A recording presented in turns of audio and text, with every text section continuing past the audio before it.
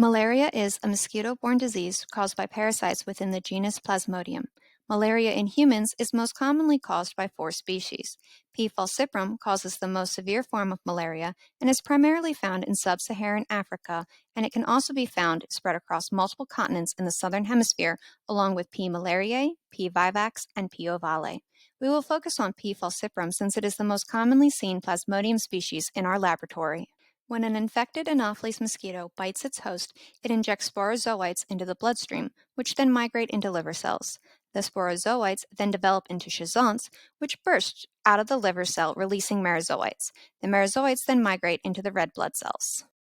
From there, they mature into trophozoites, which can either stay in the red blood cells and enter a replication cycle of maturing into schizonts and producing more merozoites, or they can differentiate into gametocytes, which are ingested by mosquitoes and start a new life cycle.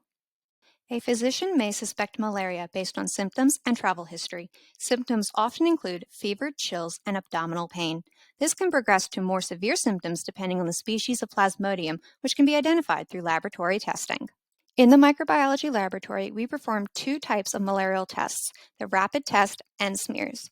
The rapid test is a qualitative test which can detect the four most common malaria-causing Plasmodium species and frequently calls out Plasmodium falciparum specifically.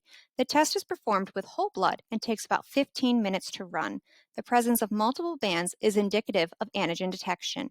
This is an example of a negative test where only the control line is present, while this is an example of a positive test which has both the control line and the T1 line indicating Plasmodium falciparum. Next, we set up thick and thin smears. Smears are made with whole blood and at least two of each kind are set up. Thick smears are made manually by adding a drop of blood to the slide and smearing it across the slide before staining with Giemsa. Because of the multiple layers of blood on the slide, the thick smear is more sensitive than the thin smear, allowing for detection of lower levels of parasitemia. Here we can see the banana-shaped gametocyte, which is diagnostic of Plasmodium falciparum in a thick smear at 100 times magnification. While here we can see the ring-form trophozoite of Plasmodium falciparum in a thick smear.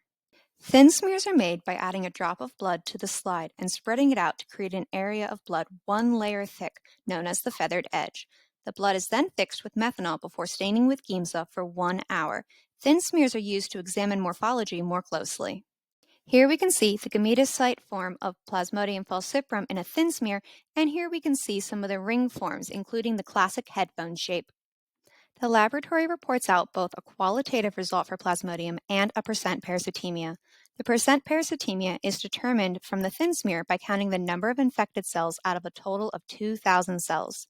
This image shows about 60 cells, of which 2 are infected, and would be an example of less than 0.5% parasitemia. In contrast, this image shows about 100 cells, of which 21 are infected, which would be about 21% parasitemia. Generally, as the percent parasitemia increases, the severity of the disease increases. Percent parasitemia is also used to monitor the patient's progress.